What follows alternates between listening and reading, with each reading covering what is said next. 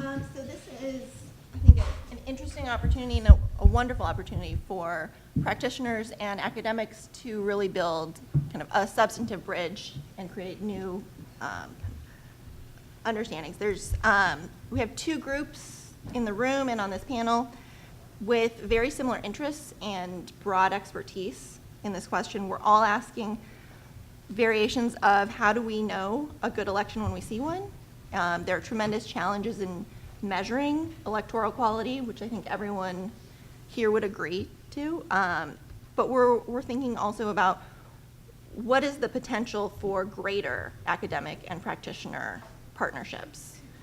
So the format is going to be, we'll talk through one question. I'll ask the panel first, but then please feel free to participate. So we'll work through it a question at a time. The first big topic is, why is it so hard to measure the quality of elections across time and across countries? I'll start on it. All right. So, is this on? Yeah. Okay. So I think there's, just to get us started, I think there's at least three reasons why this is hard. First, the concept of electoral quality is a very abstract concept, right? It's not something that's directly observable. There's no meter of electoral quality that we can just go and check and easily measure it. So it's a very abstract concept, and actually measuring it involves, bringing it down to concrete measures, and so that can be very challenging. It's also a very multidimensional concept where different people are going to see different dimensions to that, and so each of those dimensions needs to be measured, and then we have to think about how the dimensions aggregate. Does each dimension, is it equally valuable or equally important to the overall concept? So how do we, if we create checklists and we create long lists of all of the things that we think matter to this, how do we then aggregate up from all of those lists to an overall measure? That can be very, very challenging, and different people are going to do that differently, and different contexts, different dimensions could be important. So that multidimensionality and abstract nature of quality makes it just inherently difficult to measure. On top of that, this is a concept that political actors have an incentive to misrepresent, right? Unlike some other things like development, which is equally abstract and multidimensional, electoral quality is something where, say, incumbents may want to misrepresent the level of electoral quality in their country, and actors on the ground may want to misrepresent that. So we're always having to worry that we're not seeing the whole picture, that there's parts of the iceberg that's purposefully submerged underwater that we can't see, right? And that's strategic on the part of political actors. And then finally, it's also a very politicized dimension. There's a lot riding on the evaluation of the quality of a measure. And I think as an academic, this is something I don't appreciate as much, but my colleagues who are practitioners, it's something that I'm learning they always have to think about. What are the consequences of saying that a particular election is good or not good? There's a lot riding on that, from international development aid to local political conflict, depending on those evaluations. So it's a very consequential measurement, and that, adds to the difficulty of what's already very difficult to measure. So, Peter? So I've spent the last 20 years trying to work on some of the really difficult elections around the world, and I was asking myself, as the discussion happened this last 2 days, whether I was able to rank the elections that I have been involved in through some matrix of my own, and whether I could come to a personal index of how these elections were, and I don't think I can, because I think it is so context dependent. It is not just a matter about how good we were at the voter registry or how capable we were to even get out the right result. There's so many other aspects that count for me, and I guess one of them is whether the outcome of the election was positive or not, and maybe some of the best elections I've been part of has had the worst outcome. So I don't know how to rank that in relation to each other. Now, I completely agree with what was just said, so I'm not going to repeat that. But let me add a few factors which I think are immensely important and maybe a little bit different than what you would see from an academic world. I think that in ranking or in any way evaluating electoral quality, it's very important to take into consideration where the country that we're looking at is in relation to its start of democracy. So it's very difficult to compare countries with each other if they're at a different stage from when they had their revolution. And most of the elections that we're looking at are after change. I mean, most of them are after introduction of democracy. Those are the ones we're most involved in, be it Iraq, Afghanistan, Indonesia, to mention one of the older ones, Nepal, and so forth. All of those ones that we give development help to and that we're worried about. But they're hard to compare with each other because we should expect a lot less from the first election, and we should expect a lot more from the fourth election that a nation holds. And it's extremely difficult then to compare across countries, because what we may praise as very important baby steps for one nation that has just held its first election would have been unacceptable if the same nation was on its fourth election. And that's where I think that the methodology that David uses out of the Carter Center and others have evolved over the years to take into consideration the maturity of the electoral environment and what can be expected at any stage in terms of this maturity.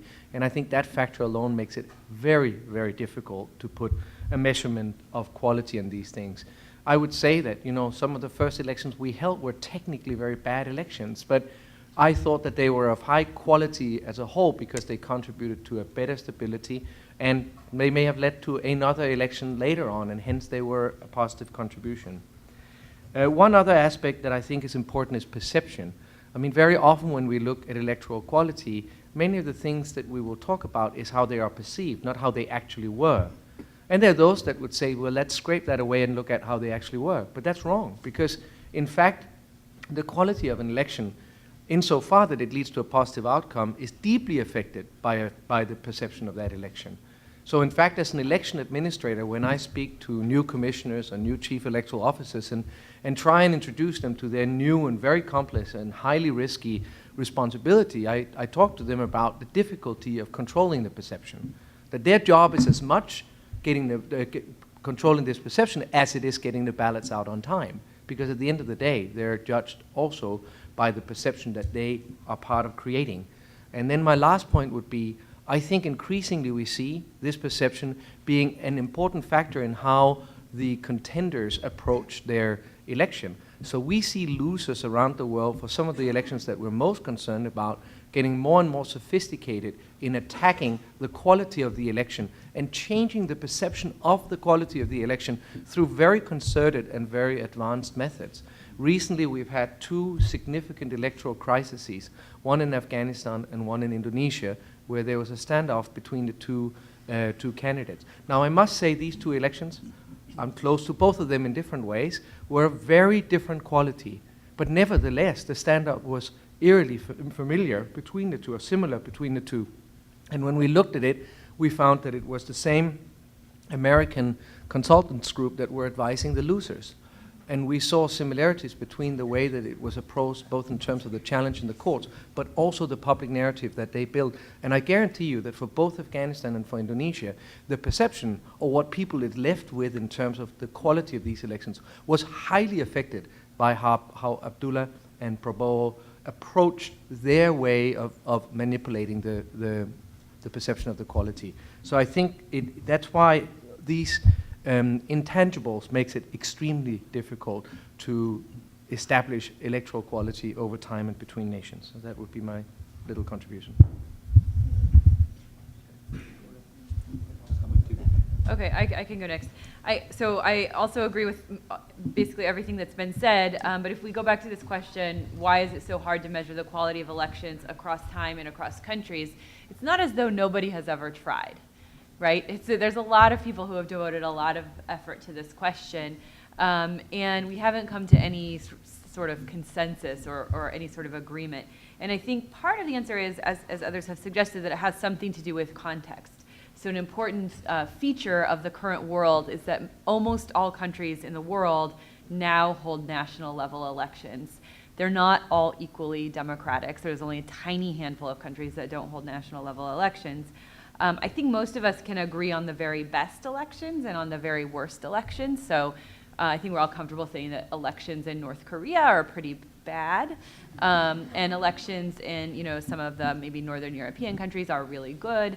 But that's not what we're here to talk about, right? I think we're sort of talk about all of these more interesting middle categories, in which it's actually quite difficult to come to any consensus about what the most important features of an election might be that would contribute to election quality, both in a sort of procedural sense, but also in terms of public perception of election quality, as others have pointed out. So to me, the important point to make in this sort of forum is that there's lots of different valid comparison groups. So there's at least 3 that I can think of. If you think of, is this a high quality election? A natural question is compared to what, right? And we can come up with valid answers. One valid answer, I think, in the compared to what question is you can compare a country to its own elections previously, right? Are things getting better or are things getting worse than prior elections in the same country? I think we could also think of a democratic ideal type. So if we go to the comparative politics literature and we read some of the big democratic theorists, we might be able to construct this sort of what would the ideal democratic election look like if everything involved in the process was flawless, and we might be able to come up with some ideal types that you could then compare a country to, and as Robert Dahl has written, many countries, most countries, maybe no countries will ever attain that ideal type.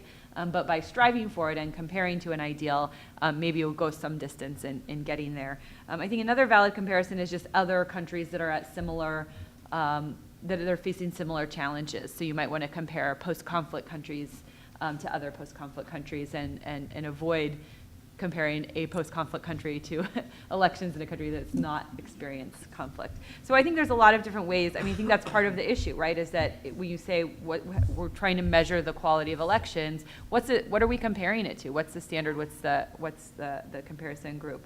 Another point I think we're going to get to later is that the indicators are used for very different purposes, and I'm hoping that's something we'll talk about. But I think that's part of the issue, part of the challenge.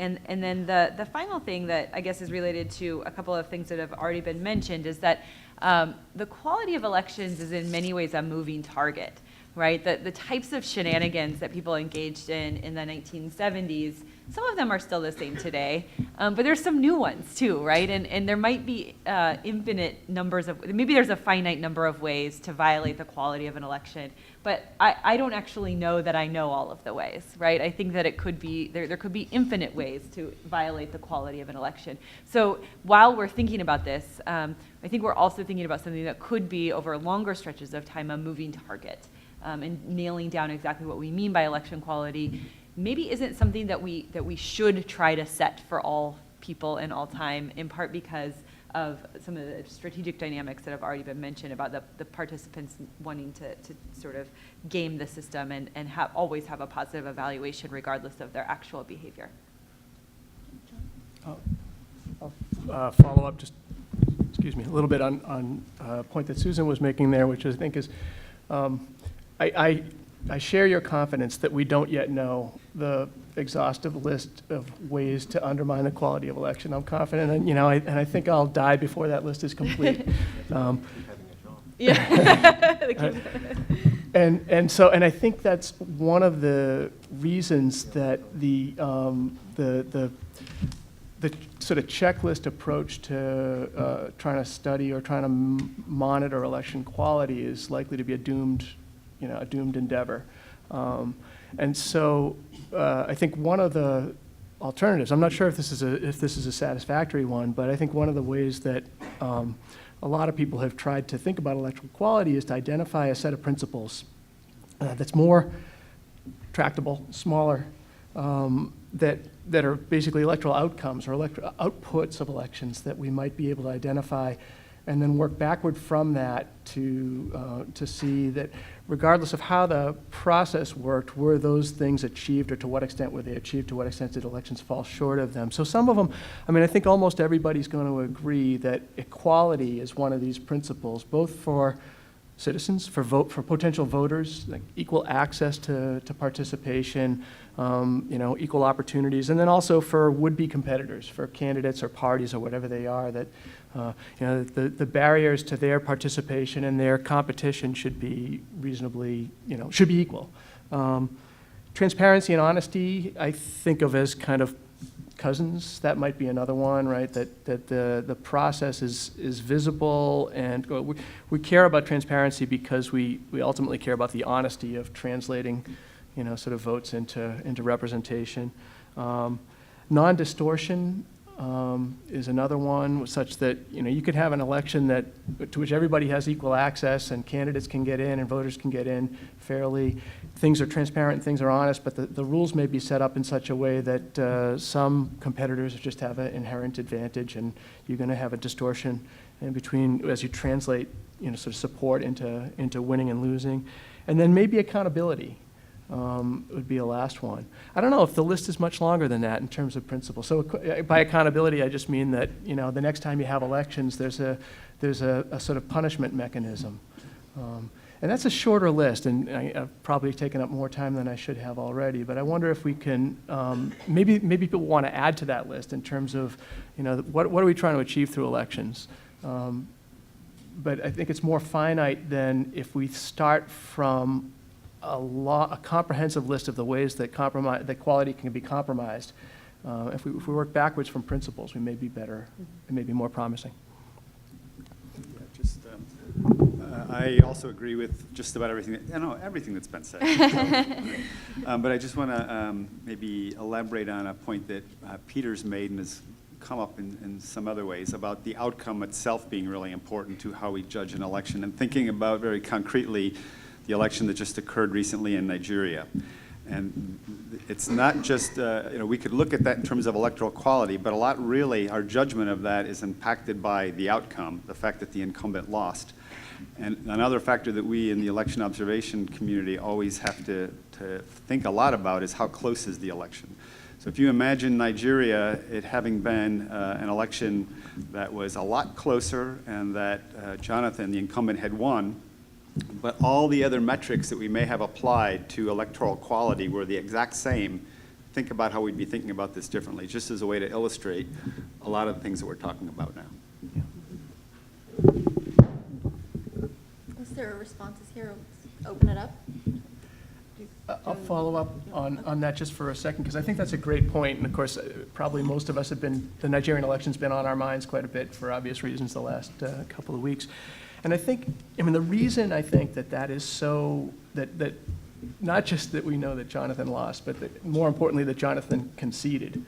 The reason that's so, huge is that retroactively, when we're looking back at it, it gives us a whole lot more confidence that the honesty transparency principle was we got closer to it than we suspected we might get to it. Because I think everybody looking at this ahead of time probably figured there's a pretty good chance that Jonathan really loses, but he doesn't concede, and somehow and so we feel like we learned a lot more about that principle by this action. But you're right, we can't be totally dependent on the outcomes to learn, because sometimes the same election's going to run and the incumbent's not going to concede. And that, I think, is as big a challenge to measuring election quality as we confront this. So I'll stop there.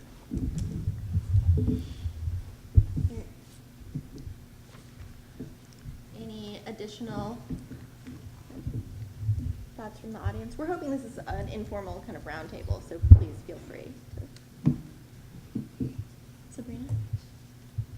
So I'm wondering if there are characteristics in local elections, so when there aren't maybe national monitors, international monitors involved in a lot of local elections, I'm assuming, right? So are there things that translate that we can learn from how local elections happen to the national level?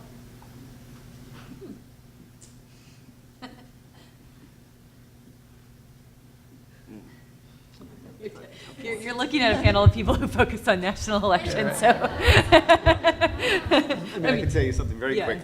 So there's, as international observers, we rarely, you're correct, observe local elections, but we have done some. And citizen observers will do more of that. because they may be involved from electoral cycle to electoral cycle. But the premise of your question, I think, is exactly right. There's a lot less observation going on of local elections very systematically. The answer to your question, that's a new one for me. If there's more fraud at a local level, would that maybe translate at the national level? I mean, I don't know. I mean, there's more fraud at a local level in national elections anyway. A lot of fraud is very locally based, is what we often see. But I mean, I think there's another dimension to your question that is potentially really important that I don't know the answer to. Well, interestingly enough, there are quite a lot of post-conflict elections where you do choose to take, in some cases we've chosen to take the local election first, because we maybe wanted to defer the larger national issues a little bit downstream. So that does happen. But there certainly isn't a trend that there's less fraud taking place in a local election, partly because the margins are often very small. So a person will know that if they can cheat 50 or 100 votes, they may have a seat. Whereas when we look at the recent Afghan election for the presidency, Abdullah would have had to gain 4 million seats to win the presidency. So obviously the math of it is different in that sense. But I think very much sort of the same methodology of undermining the integrity and hence the quality of the election is very much the same. And I certainly don't think, I've never gone into a local election believing that it was going to be easier in terms of, as an election administrator, ensure that the election would be as fair as possible. I've done election work going back to Bosnia, 96, 98, 2000, Kosovo, they were here. And I've also done election work here with election protection in the United States. And it was a shock coming back from having counted elections in Bosnia and then coming back to an election that was very poorly counted in the United States. You guess which one I'm talking about. So the question is, how do you see the threat of the electronic voting? If we were counting ballots, we were double counting, sitting right over each other's shoulder. People were threatening to torch ballots and stuff like that. I mean, we have that threat, obviously. But at least you have something tangible in your hand. And with the export of this electronic voting machine, which Russia was very happy to get, we saw some results. How do you see that as a threat and something that might be able to be used positively in the future? Because where it's been exported, there's been similar accusations of very massive types of fraud that are very easy to perpetrate. Just leave this over here. Easy question. I spent a lot of time working on issues of electronic voting machines around the world, partly because some of the nations that we try and assist are in the middle of considering the implementation of these, and in most cases because they think that they will seem more modern if they implement these machines. And it actually is driving the entire discussion in these places. Now, there's an interesting recent, very large study from Australia where there was a reconsideration of all technology issues in Australia, but the main component was the introduction of electronic voting machines. And they came to the same conclusion as a range of other studies by nations of a similar development, that it was not a good time to implement voting machines, and it was much better to have the tangible evidence of a paper ballot. And I must say that every country is different, so the recommendation to each country would have to be context dependent. But generally speaking, I think that the urge to implement voting machines in developing nations is completely misunderstood. And very often the pressure to implement these by politicians for various gains, pushing for it as they go into the contest, but those losing will turn around and attack them and basically undermine the integrity and hence the quality of the election on that basis immediately thereafter. And there's nothing easier to attack than EVM, than electronic voting machines, because there's this black box phenomenon. So I absolutely believe that in terms of retaining and maybe improving electoral quality by country, but also overall, it's a very important discussion whether electronic voting machines can contribute to that. And sort of, I would say, in general, I believe that they deduct from the quality in the elections that I have been part of and where we have discussed the implementation of voting machines. Vendors of voting machines do not like me. Yep. I guess I'll just add to that very quickly and say that another thing that I think that people forget when they're talking about some of these technologies is there's this perception that it can be used in subsequent elections. And I'm just going to say that, you know, I own a couple of pieces of electronic equipment that are 5 years old. I don't think I own any that are still functioning that are 10 years old, right? And these are very expensive things. So I know that voting machines are not identical to my home electronics, but I think that there's a real concern that if you have these things that sort of out in every polling station in a country, that maintaining them for more than a couple of election cycles is very unrealistic in my view, and also something that's just gonna, you know, sort of further set up many countries for having to redo their procedures again or ask for more money from the donor community that quite frankly, I think could be better spent elsewhere. That's one issue. I think the public perception and public confidence in the electoral process is a much more important point. And so you can have a procedurally correct election in which all of the votes are accurately cast and counted by the machines, and that doesn't matter if people don't trust it. And I think that's the broader point. Last point. Yeah, I just had kind of to broaden this out. I think there are always new practices and new technologies that are introduced into elections, and they have certain intentions. The goal of this is to do X, but they sometimes have all of these unintended consequences. The machines are captured or used in a different way that wasn't thought about by the engineers who maybe designed the technology. And that's, so I was thinking of biometric registration also is another high-tech, you know, we're going to bring this in and it's going to do X, Y, and Z without thinking about how the local context is going to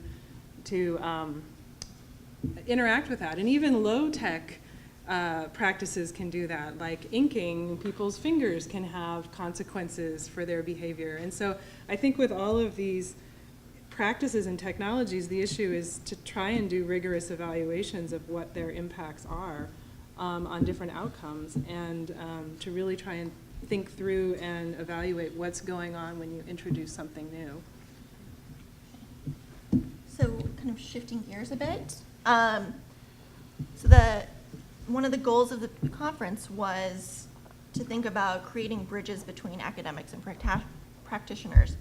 So what are the central points of disagreement in measures of electoral quality, and how do these two groups think about and approach these issues differently?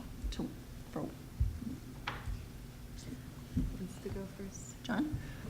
Yeah, I'll punt on the disagreement part of the question about it, but I mean, one observation as we've talked the last couple of days, and that's really kind of come home to me, and it should have been obvious before, but it really has hit home in the last couple of days, is that has to do with sort of approaches, and it's that practitioners, this is from the perspective of an academic, practitioners have access to process that academics could never dream of achieving, just in terms of the amount of time that they spend on the ground, their immersion in, and their access to electoral officials, and their immersion in the nitty-gritty process. And actually a lot of that, so that brings with it, I think, a heightened appreciation of complexities, of national and regional particularities, and these are the kinds of things that that make electoral politics so compelling. And for a lot of us academics, especially, we may have spent time in a particular country at one point in our careers. That's part of the reason we love electoral politics. But then subsequently, we almost never get that kind of prolonged and sustained exposure to process. And I think that one of the things that comes out of that is academics then, from their ivory towers, where we actually spend a lot of our time, are measuring things at a much more of a 35,000-foot level, and practitioners are still, and this isn't a problem. I don't think it should be a source of disagreement, but in the last 30 hours or so, I've sort of reappreciated what our relative strengths are. And I just want to start with that as opposed to starting from a point of, here's how we disagree. I'd like to say also not a point of disagreement, but something that I was concerned might be a point of disagreement, but after the last day and a half of discussion, very pleased to see there's actually, I think, a lot of agreement about, and that is the difficulty, maybe even futility of trying to build one single beautiful integrated measure of electoral quality that we can apply to every country across time. And I think we all understand that that's, very, very difficult, maybe not useful, possibly even unhelpful, and that there's other ways that we can more usefully focus our collaboration and research. So, and that to me was really important, because I was concerned that and also related to this, a recognition that in our wanting to work together, there will be pressures for us to try to go in that direction. But I think it's good that we realize that that's not where we want to try to put our efforts. Yeah, I guess I do want to address, I agree with that. We've just had a big, 30 hours, as you say, of figuring out what we do agree on, which has been really exciting. But it's also, putting in some of the reasons why this problem hasn't already been addressed. Like, why have we not already had all of these conversations? Why are we not already working together all of the time on issues related to measuring and defining election quality? I think it's important to note that there are differences in our approach. And one of the biggest ones, I think, has to do with timeline, right? So a lot of practitioners and the organizations are really active in the field, have to make decisions right now about a lot of these things. And I almost never have to make a decision right now, right? I can put on my auto reply, and that's what I have, that's what's happening right now. My auto reply is on. And basically any decision I can say, I'm at a conference, I'm busy. And so I don't ever have to make a decision right now on hardly anything, and I have the luxury of reflecting on things for years if I don't know the answer. Right, so I can sort of say I'm still thinking about it, and that's a real. Karen's going to chime in here, but I think that that's a big problem in sort of figuring out exactly the nature of collaboration, is that we're just on different time horizons.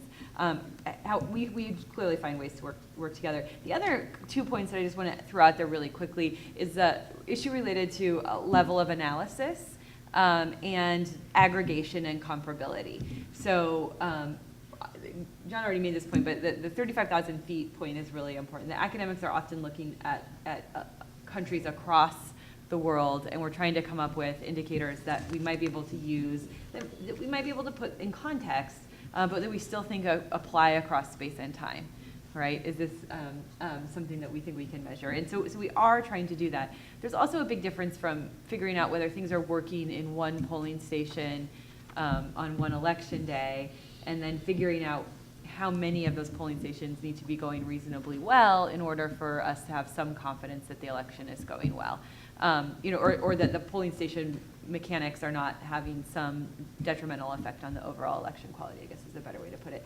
So that's one issue. And then the other issue is just, we think we can compare across context. I think we can compare across context, but how do we bring context into the discussion in a way that doesn't leave the sort of irresponsible consumers of indicators of election quality room to say, gotcha, like you didn't consider this context, or you're comparing elections in Afghanistan to elections in places that are not like Afghanistan, and Afghanistan's an apple and this other place is an orange, and really they're not the same fruit. And you're like, we understand they're not the same fruit on some level, but we do still think there's something to be gained by recognizing that they're both fruit, right? And there might be some similarity. So that's not something I should have said in a public panel, but you see what I'm saying? Like we're engaged in comparative politics for a reason, right? We think that there's some comparisons to be made, and we think that we can account for context, right? We think we can figure out what might need to be made part of the analysis as part of the context. Karen, I think you wanted to jump in. Yeah, so I had 2 points. One was, in addition to the timeline issue that Susan brought up, I think academic audiences and practitioner audiences are very different. And, our incentives and what we're trying to do have to take into account our audiences. And for academics, we often fly under the wire. Our papers are read by other academics. We have just a few of them, really. Yeah, sometimes they're read by other academics. Usually the whole paper is read.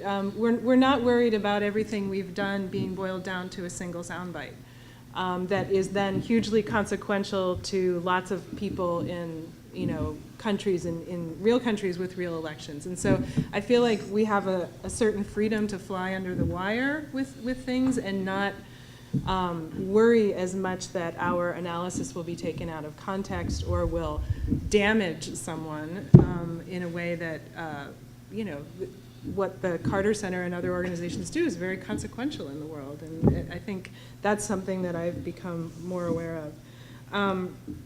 My second point is on this difference between 35,000 feet and being down in the weeds, and I think that's true to a degree, but I think we don't want to overstate it, because I think a lot of academics are also interested in evaluating specific practices, and I think that's been an area of overlap that we've discovered, that we're really interested in identifying specific measures and specific practices that are more amenable to measurement and more amenable to evaluation, and we're all kind of interested in moving in that direction. And there is a common ground there, and I think it mirrors perhaps a shift that's happened in development economics over the past 10 or 15 years, where it used to be economists would talk about big macro level development as a big process, a big process occurring at the country level and the factors that fed into that. And there's been a shift to looking at evaluating specific programs and sort of evaluating at a more micro level. And that's been pioneered by groups like JPAL, where the goal is measurement and evaluation at a more narrow level. And both traditions are very valuable. You do want to think about the big picture and what's driving development in the big picture and the factors that lead into that.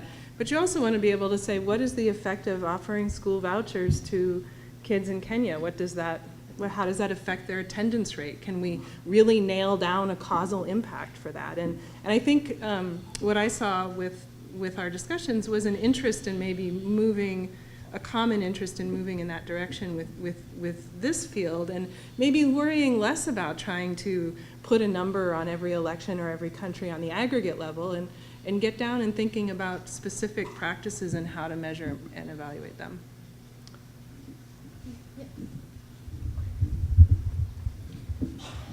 I think much of it comes down to purpose.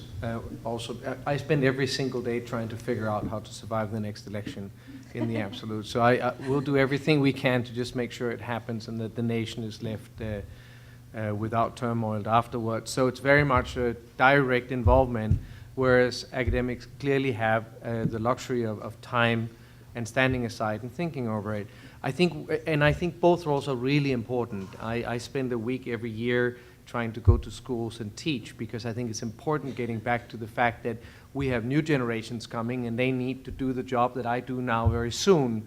So they need to be introduced to these issues, and they need to learn how to think about these issues, and maybe first and foremost they need to be interested in public service as opposed to making money on Wall Street. So somebody has to excite them. I think there's a very, very important part of everything we do that just goes into trying to think about what it is and learn over time, which I don't use in the immediate.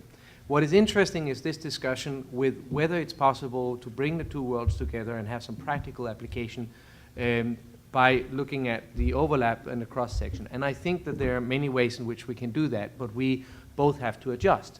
So, for example, academia has to work at on a different timeline. So if anybody asks me what they can do for me next year, I'll stare at them blankly. I don't know where I'm next year. But if anybody wants to come and look at an election in December and do something there, maybe I can help. So it's just practically, it's two different, very, very different, at least spinning machines that need to sort of click together and figure out a way to learn. And I think that there are many things we can do. We are involving schools directly in our world now, in our work around the world. And we, for example, had excellence programs with universities here in the US where students and teachers have come out and applied some of the tools that they have trained on in their school.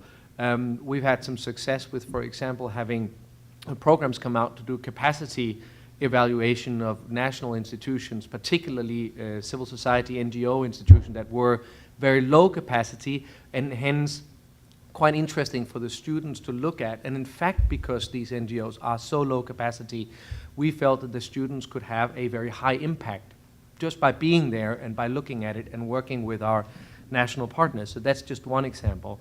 But more importantly, I think that we're being increasingly forced to do monitoring and evaluation of the work that we do.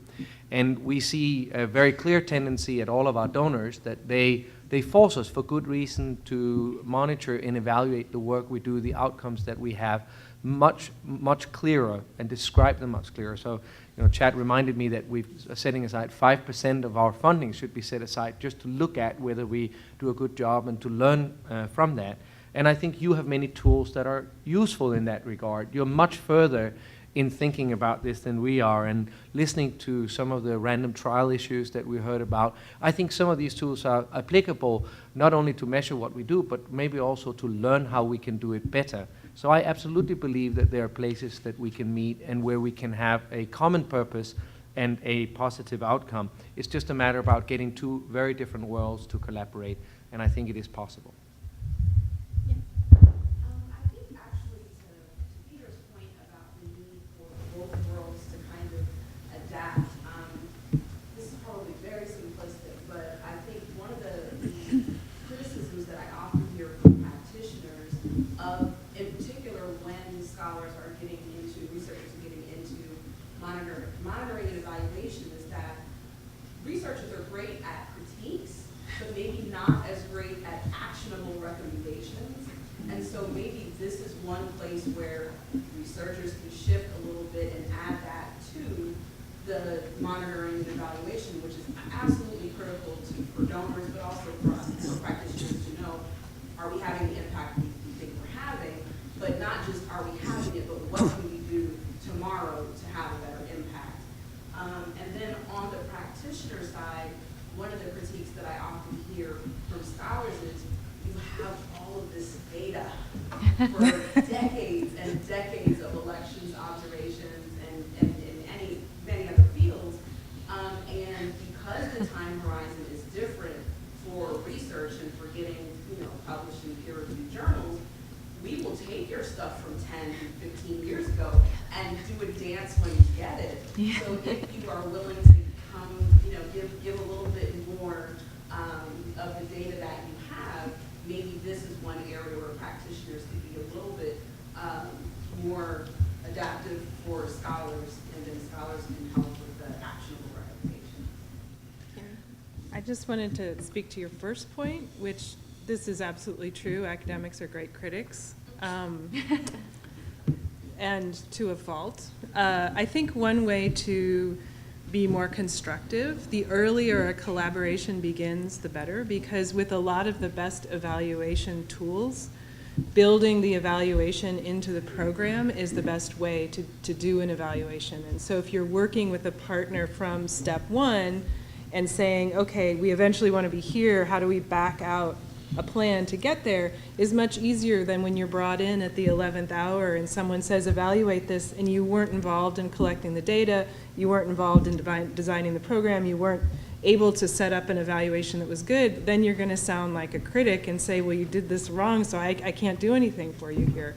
Whereas if we can get in early, it's a lot easier, which speaks to your point about understanding schedules and timelines more, because just thinking ahead a little bit of, here's a program we want to field in 9 months. What do we need, can we set up a collaboration or a relationship now so that we're able to do what we want to do in 9 months? I think that's something to think about. One of the frustrations a lot of movement activists have with elections is that it's sort of like an event and it's done. And it's like, oh, we did a good job, fine, pat ourselves on the back. And I know that you mentioned here about the issue of accountability and whether there's some mechanism that comes, in the next election, there's some memory, there's some something. What do you see in looking at a good election as the role of voter education and whether the voters, two sides, the voters, do they really understand what's on the table, and are the candidates actually planning to put something on the table and to stand up for some policies? And how do you see the role of elections in that sort of little g democracy, outcomes and accountability, so that the election actually serves a purpose for the electorate to get things? I've seen it in local elections where it's very near and dear. We're going to get businesses in our community, or we're going to put a sewage treatment plant in, or we're going to, there's promises can be made that are measure, but how do you see that relationship? So much is on the functionality of elections rather than. I'll take a quick crack at that. That's such an important point. A couple of things. This gets to the question of the relationship between elections and democracy. And I think we all agree, and presumably everybody in the room agrees, that elections can't deliver democracy. They just can't. But they can play an important role in helping you get there. But there's so many other variables involved, about the development of the country, the inclination of political leaders, international support or opposition. I mean, you name it. All these other variables that are going to be much more important in the end in explaining whether or not an election is going to help deliver a democracy. Your comment about voter education, though, also reminds me of, if there's one thing that's almost in every election terrible, it's the quality of voter education and citizen understanding and stakeholders kind of dropping the ball to really ensure that there's engaged, informed citizens. And we routinely note that, we routinely recommend that things be done, but it's one of those things that always kind of falls to the bottom because there's what seems to be bigger things to worry about. And so all I can do is agree with you and say, we know, we try, we do the best we can, and we have to do better. Maybe I'll just add a tiny bit, which is just to say that that there's also this problem of mission creep, right? So as people have said that it's important to concentrate on the entire electoral process, and much more emphasis has been placed on the entire electoral process than, say, in 1992 or something like that, when election observation was just taking off. But it's also true that it's not really under the mandate of election observers to improve K through 12 education completion rates, right? I mean, it's just, but that would help improve the quality of elections, and it would help improve voter education, it would help improve civic education. So there's a lot, and it goes back to this contextual these contextual factors, right? So if it's I think it suggests cooperation with other entities that are involved with other ways of improving governance, right? And dealing with elections. I think it's also just important to note these things on a regular basis, right? That there's a lot of other things that need to improve in a country for it to be a fully functioning democracy. Elections are one of those things.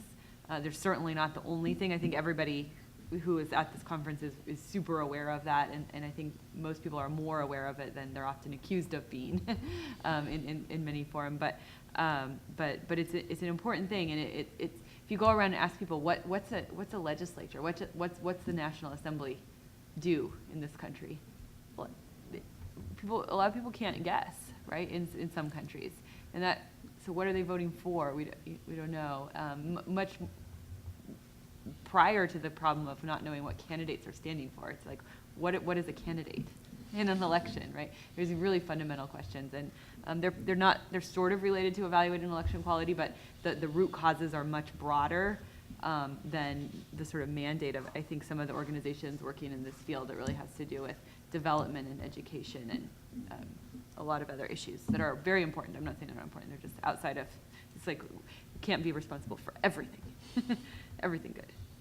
Yeah, I think maybe it was dangerous of me to raise the term accountability because it is such a challenging concept to know when are we seeing it, and a lot of the scholarship on this is really at a very abstract level, sort of looking at a government that gets elected, whether it's a president or in some coalition or something, and then we're literally at this stage, or a lot of recent work is looking at, did the economy grow over the 4 years or 5 years or 3 years or whatever, or did it shrink?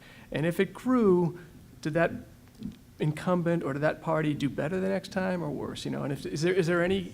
That's a pretty abstract way of thinking about accountability. But I think, and we can't think, I don't think of any ways, or I can't think of any ways in which election monitoring or election, sort of advising is going to have impact on that. On the other hand, at the more micro level, I think that more consistent with what Professor Ferree was talking about, we may also think, okay, look, sometimes we learn something about candidates like they've got criminal indictments, or they are 10 times more wealthy than they were when they were elected 4 years ago. You know, those kinds of things happen. And we can try to figure out, do voters have sufficient information that they are able to actually recognize those conditions and then reward or punish based on that? And that's not, you know, sort of did GDP rise or fall, but much more at a micro level. And there is work on information dissemination, what kinds of information voters are receptive to and welcome to, or are able to process, and can they then convert that into voting behavior. So I think and you know, the short answer is that there is some evidence that you know, information treatment, just information about candidates, basic biographical stuff, financial disclosure, things like that can actually have an impact. And that is much more tractable, I think.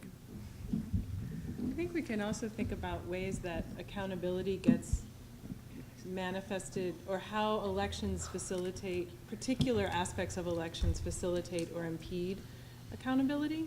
So not even thinking about broad, like education or civic education or anything like that, but just are voters' choices distorted or not distorted? So if voters' choices are being distorted, you're not going to have the ability to throw the bums out, right? Or if candidates are not allowed to get on the ballot very easily, voter choice is not very good, so that again can impede accountability. The media environment and what the media environment looks like. And these are all things that I think are getting considered and are getting measured and do speak to sort of the broader ability of elections to contribute to accountability. But of course, there are all these other factors that contribute to that too. So I think it's there, even if it's not always obvious that it's there as a concern. Yeah. Could you, Suzanne, I've also been in Bosnia. First of all, could you say something as to your perception of the academic side, probably more the academic side, because I understand more the practitioner side, of the impact of civil society and the development of domestic observers that are involved in the process?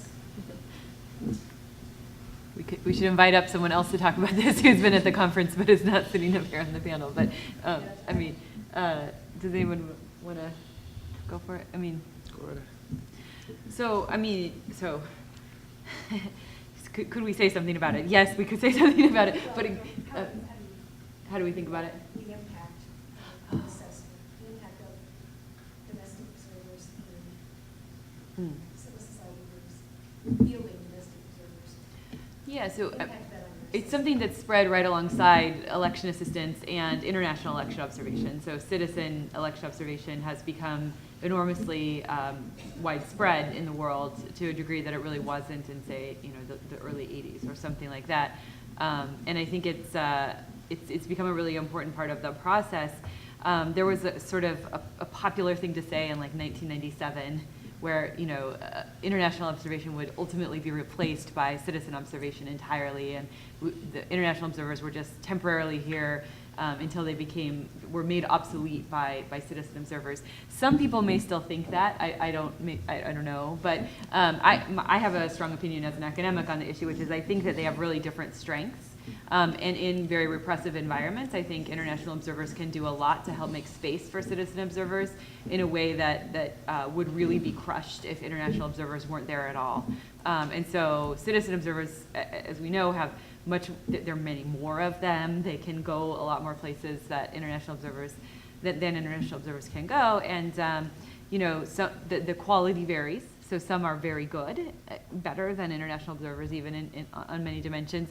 Some are quite terrible, like basically puppets of the government, and they're just saying whatever, they're mouthpieces of whoever is, and you don't see them out in polling stations, right? It's like they're sort of faux citizen observer groups, and there are examples of those that have happened in the world too.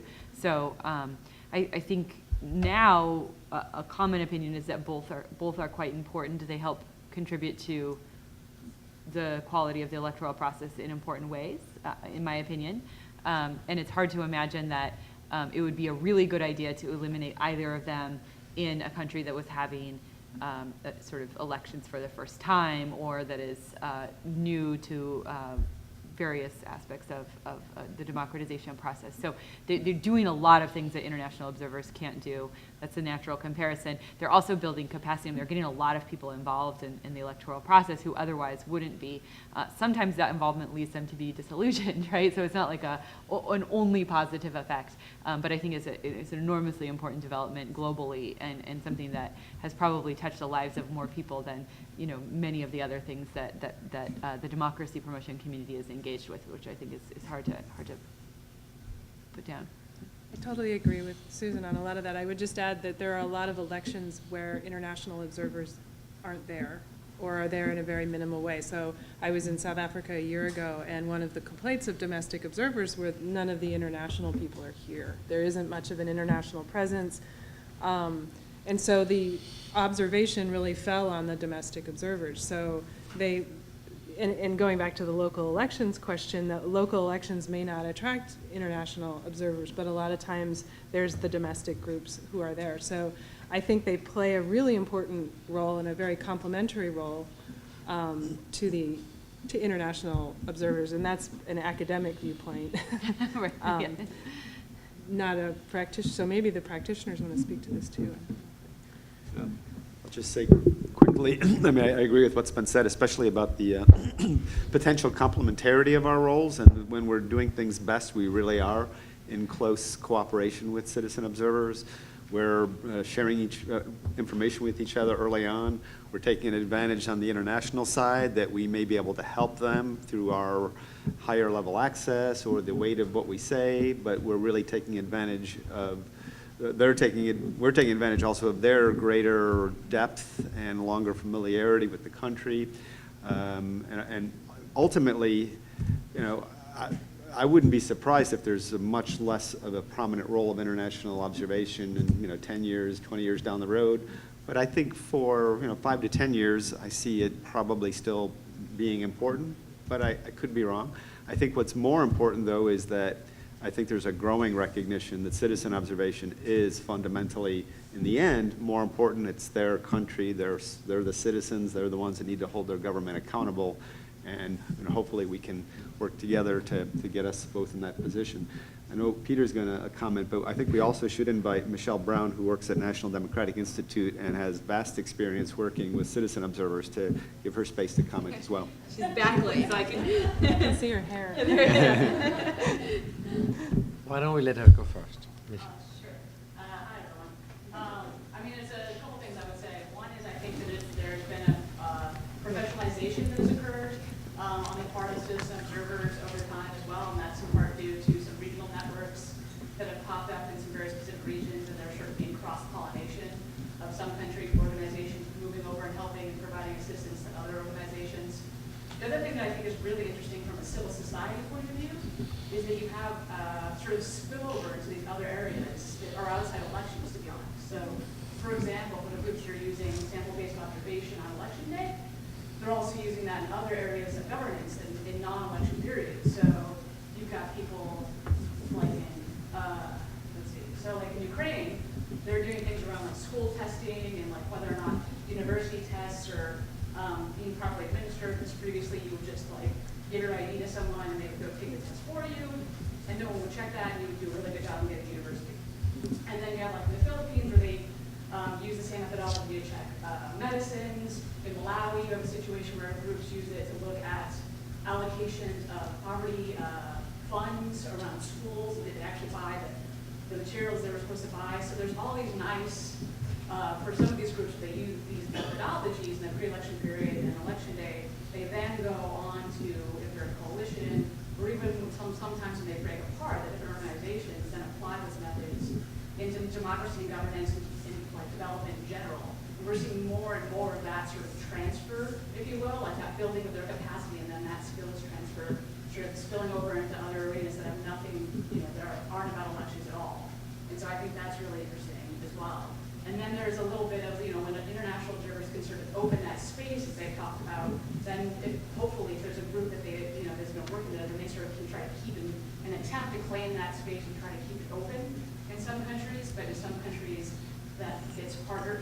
Kenya, where that space is more closed, would say, which is really interesting. But part of it is, I think there's been a professionalization that there's always going to have what we would call the dongos of the world, the government-owned NGOs are always going to pop up, but you'll see them sort of pop up last minute and go away. So they're a little easier to sort of sort out, if you will, and the sustainability isn't the same, I would say.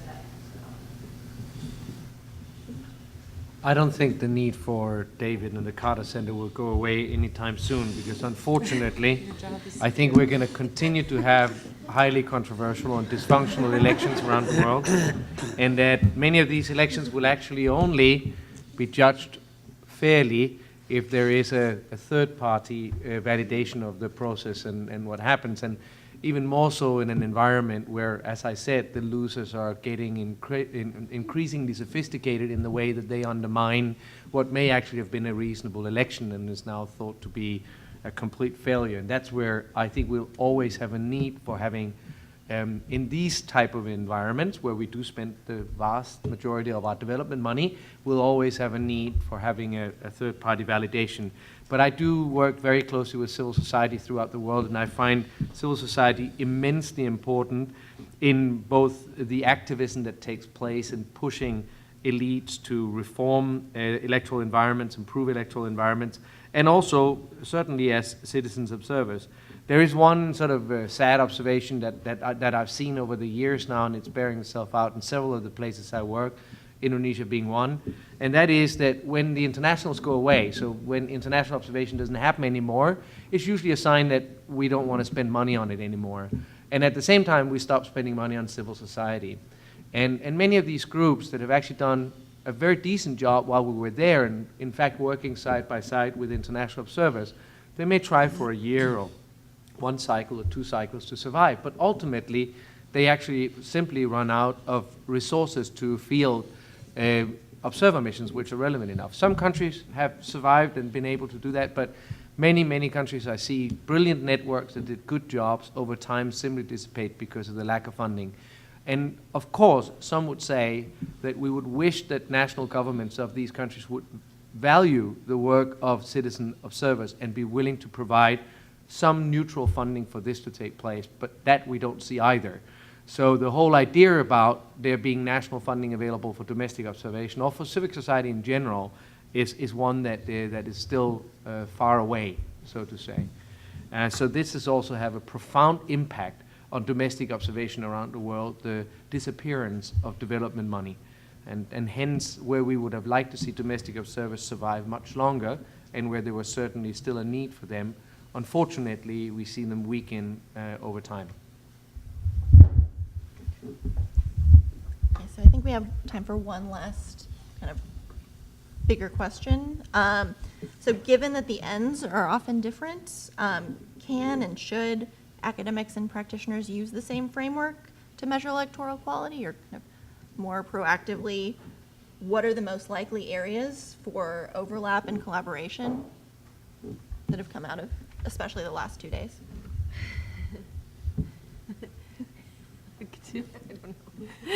Everybody's looking at me. Okay, I'll try. So that was a slightly rephrased question, so I'm going off the cuff here. But I think that I think it's a really important question. So I'm going to restate it because I think it's a little bit non-intuitive. So basically, a lot of people care about the quality of elections, but they care about the quality of elections for different reasons. And figuring out one way to evaluate the quality of elections that can be used by all people who are interested in this subject is quite a challenge. And you might be interested in different types of indicators depending on how you're going to use the indicator. This is a really thorny issue, right? So you already have some really interesting projects out there, right? The Electoral Integrity Project is working on a series of expert surveys about the quality of elections, and they're releasing this information. And it's got a very, very clear purpose, and I think a clear audience. It's less clear within our conversation exactly how we would all be using this information going forward. And it is definitely clear that we'll be using it in slightly different ways, maybe drastically different ways. And so that's created some issues. One of the things that I really liked that came out of our conference over the last 2 days is that there might actually be areas of agreement surrounding what we might call pivotal issues in elections, or pivotal parts of elections. That's Karen's language that she came up with earlier this morning, and something that I kind of grabbed onto as something that I really liked, that we might not be able to agree on the comprehensive checklist that lists every possible thing that could go wrong in elections at every level of analysis in every country across all contexts. But we might be able to agree on a set of things, as John has already listed some of these, right? A set of conceptual areas where we actually do think that these are usually important. And I think that the important thing to note might be something that we were just talking about right before we started this panel, that the really important thing to always say is, and we might grow tired of saying this over time, is that they're weighted, these important things are still going to be weighted differently in different contexts. So even if we can agree on 4 pivotal areas that we know we care about measurement, we know we care about finding and validating indicators for these 4 areas, we're not willing to say that we're going to attach equal value to those 4 areas for all places and for all times. And so given that, I think we actually made some progress in thinking about these issues, and I'm sort of announcing our conclusions to the general public. But Right ahead. it's still a point of debate. It's where our conversation is right now, that we've come up with some areas where we really think that we all might. I mean, one of the things that Karen listed this morning is really important, is about ballot secrecy. This is something that is generally pretty important, and John listed some other things too. So I'll stop there and let other people get in. But I was just trying to, given the ends are different, should we still try to do things together? And I think the short version of the answer to this question, yes. I'll add a couple to the list, but I'm sure I'll forget others, and I'll invite people to jump in. One of them, another one, in addition to ballot secrecy, which I think we all agreed on, as a necessary condition to guarantee people's sort of free exercise of their preference. Another one is that elections everywhere, almost everywhere, are about geography, and so we can look and measure regional disparities in how well people are represented. Everybody agrees that every vote should count equally in principle, but a lot of times that principle is violated just by the geographical distribution of political representation. And that's something that we could, that's actually probably the easiest of all things for us to measure, because you can measure it by looking at the law, and usually practice comports pretty well with the laws there. So that's one of them. And another one would be, a measure of barriers to entry to people to make themselves available as candidates, get onto the ballots, become part of the choice set. And then we get into some other things that are a lot more difficult to measure, like, sort of equal, or I should say appropriate access to media and ability to disseminate your message and so forth. And those are some things that are going to be very difficult. Campaign finance is a really hard thing to measure. We don't trust most of the information that we have about it. But this is the list we've been trying to come up with. I think we're looking for the overlap of 2 qualities. One is this notion of pivotal, where that quality of the election, something like ballot secrecy, affects a lot of other things. So certain campaign strategies become viable when you can violate the ballot secrecy. You can intimidate people and you can buy their votes, and so that's why I was calling it pivotal. So one set of things is pivotal, the other is sort of low-hanging fruit in terms of measurable. So I think we all think that campaign finance is really important, and we all know that we're not going to make a lot of progress in measuring it. So as sort of initial projects, identifying things in that intersection of things that are pivotal and kind of lower hanging fruit that we can measure in a nice sort of concrete way.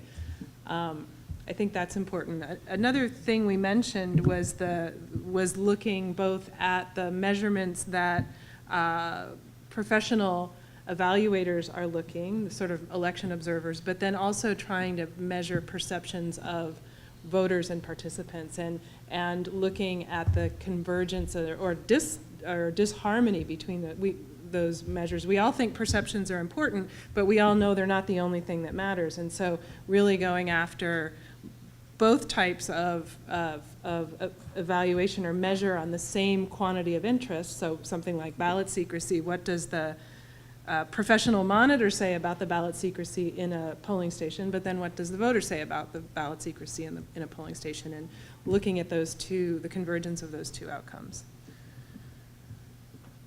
I yield my time to the audience. Any other audience questions or? Again, one more tiny thing, which is just data. So I want to say data, right? So there's another thing that we just, so that there are pieces of information that exist in the world that academics don't necessarily gain access to. Some for good reason, right? That we're going to miss it. We're going to abuse our access to that information. But there's some data that I think we could all really use, which, for example, precinct level election results. Would be really useful for a lot of people, and it would be useful to have historically, going back a long ways. It would be useful to have for a lot of places, and it's something that I think should be relatively easy to sort of make a general declaration that this is something that government should release as part of holding democratic elections. Just to that point, I'll say we agree completely from an international practitioner perspective. That's highly desirable. We routinely make recommendations after we observe elections that election results should be made available publicly by polling station level. That really is critical for citizens, citizen observers, but others to really do that job to cross-check the accuracy of the results. That's that's certainly not common practice. It's not required by any kind of international standard. There's general standards about transparency of information and public information, but getting that to be accepted as not only good practice but some kind of standard to be moving toward, I think is a very important goal, and I think just about everybody shares that view. There may be some in the technical assistance community and EMBs who have their own concerns about when that's released, because it can be very, very sensitive right around the elections, and we understand that. But at some point, not years after an election, that data needs to be provided relatively quickly. Final thoughts?